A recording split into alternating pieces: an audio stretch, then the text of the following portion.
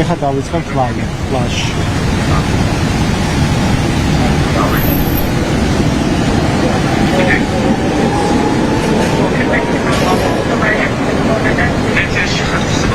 Bătân Șalua, Belgradis declarația, თქვენი შეფასება გვაინტერესებს, რაზე შეთანხმდით საბოლოოდ და როგორია თქვენი მოლოდინი, რამდენად იმუშავებს ეს ახალი ფორმატი?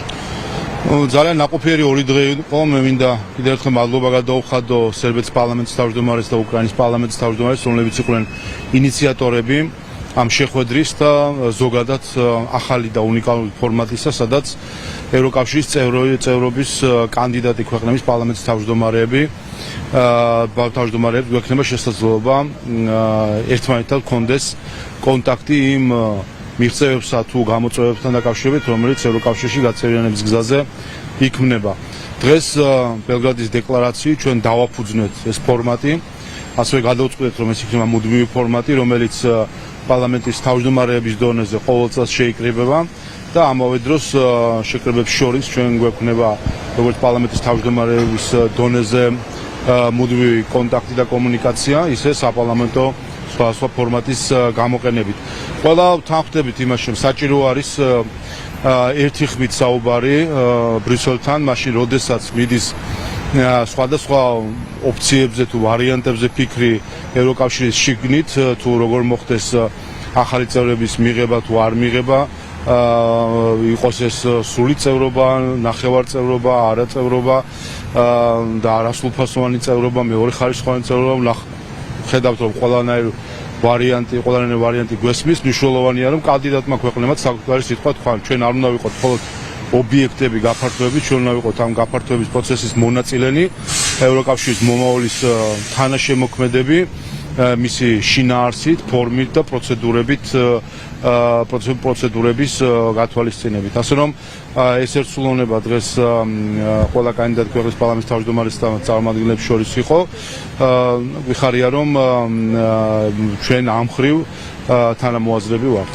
და დეკლარაციაზეც რა ვთქვათ ხო, ანუ მეგონი საინტერესოა, ანუ პრინციპში გქონდა შესაძლებლობა რომ თავარი ეგზამინებს გავსწნობოდით, რატომ არის მნიშვნელოვანი ეს დეკლარაცია და რა თავარი ეგზამინები ჩაიდო ამ უპირველეს ყოვლისა ხაზს უსვამს იმ პრინციპზე, რომელზეც დაფუძნებული არის ეს ერთობა პარლამენტის თავმჯდომარეების, ეს არის საერთაშორისო სამართლის ფუნდამენტური პრინციპების აღიარება, ჩვენი ქვეყნების ევროპული ინტეგრაციის გზაზე იმ პროცედურების ერთგულება, რომელიც ჩადებული იყო თავდაპირველად ევროკავშირის გაფართოების თუ გაწევრიანების პროცესში და ასევე იმ ფორმატებს,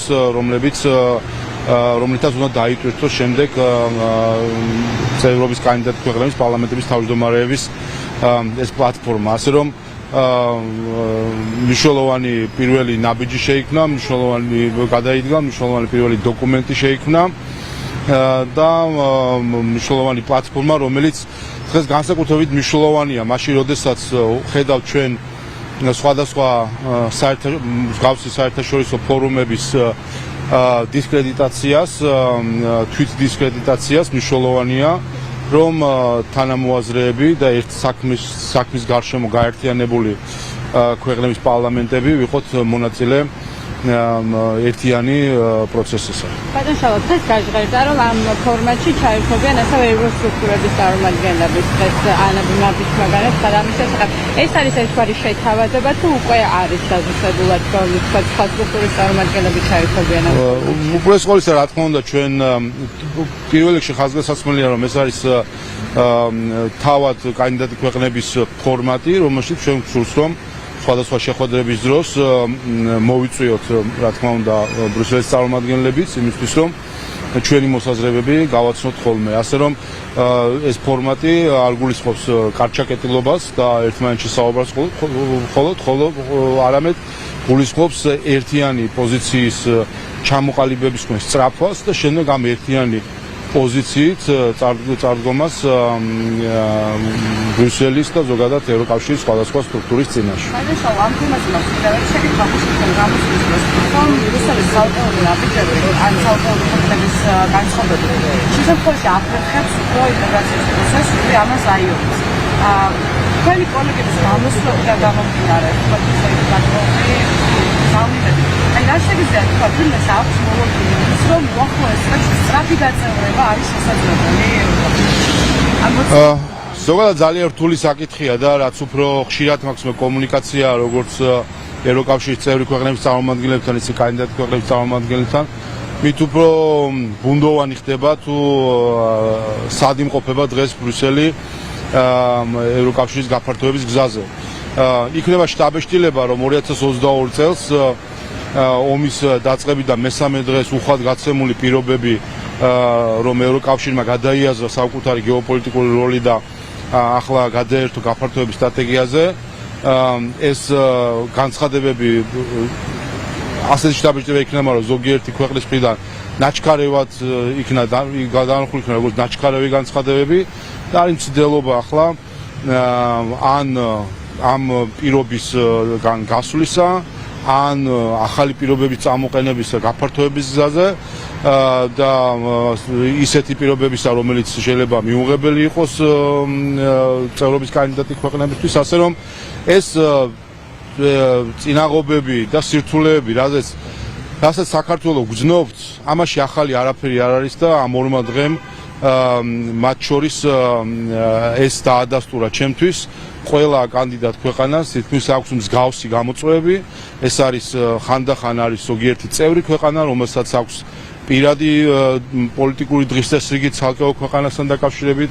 ხანდახან არის ბრიუსელი, რომელსაც აქვს საკუთარი დამოკიდებულებები, რომელიც რაც თავარი არ გამომდინარეობს არც გაწევრიანების პროცედურებიდან, არც კოპენჰაგენის პრინციპებიდან, არამედ არის რაც ახლად მოგონილი დამატებითი კრიტერიუმები თუ წინა პირობები, რომელიც მხოლოდ პოლიტიკურ დღესდღეობის ემსახურება სხვადასხვა ქვეყნის.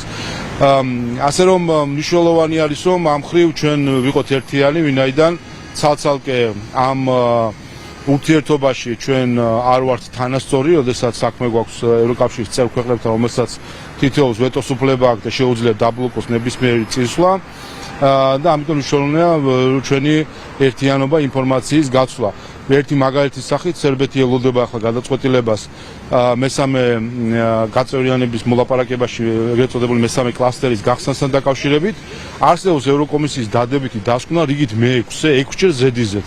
ევროკომისიამ გასცა დადებითი დასკვნა და როგორც ხა მედიაშიც იწერება და გამოდის ინფორმაცია, არის ნიდერლანდები, რომელიც ეწინააღმდეგება გახსნას მიუხედავად იმისა, კლასტერის გახსნას მიუხედავად იმისა, რომ ევროკომისიამაც კი დაადასტურა, რომ იმსახურებს სერბეთი მისი რეფორმიდან გამომდინარე ამ მოლაპარაკების ამ ნაწილის გახსნას და ბალტიის ზოგიერთი ქვეყანა, რომელიც იმის გამო, რომ სერბეთს დაწესებული არ აქვს სანქციები რუსეთისთვის, ამის გამო ბლოკავს ამ მოლაპარაკების ამ ნაწილის გახსნას. ასე რომ ასეთი შემთხვევებით სავსე არის მთლიანად ეს გაწევრიანების პროცესი და მნიშვნელოვანი არის, რომ ამ ხრივ კანდიდატმა ქვეყნებმა ერთმანეთს ერთი რომ ინფორმაცია გაუზიაროთ და მეორე ერთმანეთს შევეხიდოთ და გვერდში დაუბრუნდეთ. ბატონ შალვა, EUTOS საპარლამენტო ასამბლეაზე განვითარებულ მოვლენებზე მინდა გითხოთ, თქვენ დაწერეთ საკმაოდ მწვავე სტატუსი, შეიძლება ასე ითქვას, სოციალურ ქსელში. რა არის ის მთავარი, რასაც თქვენი შეფასება ეფუძნება იმ პროცესის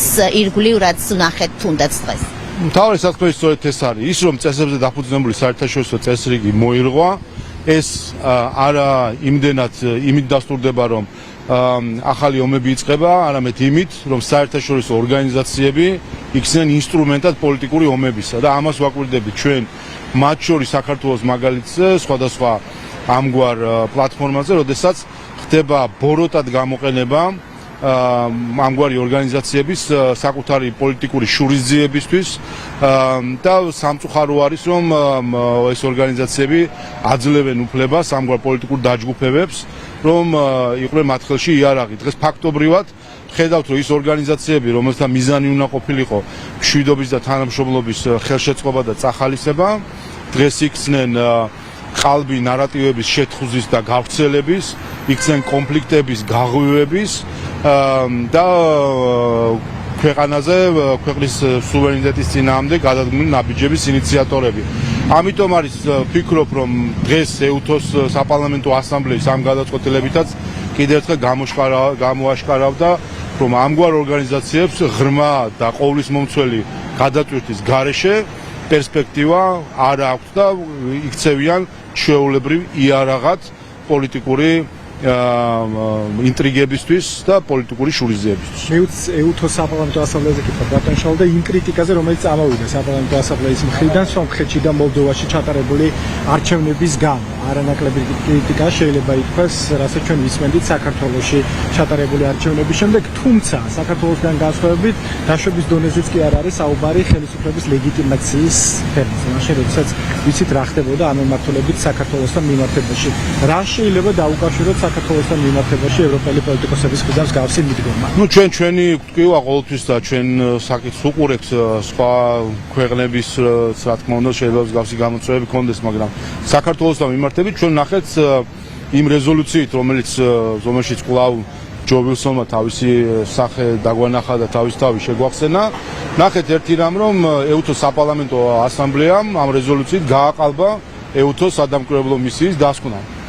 ნახეთ ის, რომ ფაქტების ნაცვლად გვაქვს манипуляციები, ნახეთ ის, რომ არის კიდევ ერთხელ ყალბი ნარატივების შეთხუზის მცდელობები საქართველოს წინააღმდეგ, ასე რომ ამგვარი ანტიქართული რეზოლუცია, რომელიც დღეს დამტკიცებული იქნა იმ ჯგუფების მიერ, რომელსაც საქართველოს მიმართ საკუთარი პოლიტიკური ინტერესები აქვს, რა თქმა უნდა, არის სკანდალი თავად ეუთოს საპარლამენტო ასამბლეისთვის. ერთი რამეთ კიდე უნდა გავიხსენოთ, ეს ერთი და იგივე ხალხი არის, ერთი და იგივე სახეებია.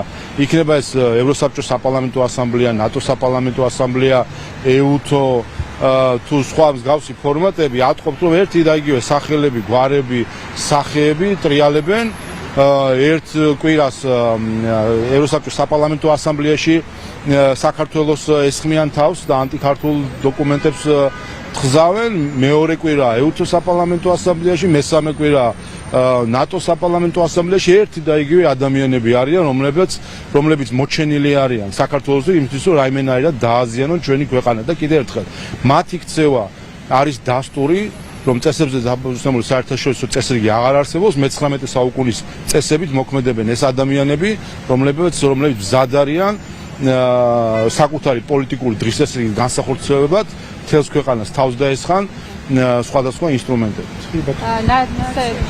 მოძრაობის ახალ სტრატეგიაზე კითხავთ, რომელიც უკახლის გამოვაყოფდა მიხეილ სააკაშვილმა, თქვა, რომ ერთი ნაწილი ამ ინსტიტუტის არის დიპლომატმა იმოქმედებული თხილად, იმიტომ რომ აკრძალვის ასაკობრივ საფუძველი არ მოგცენ. მეორე არის ის, რომ საფუძველი არ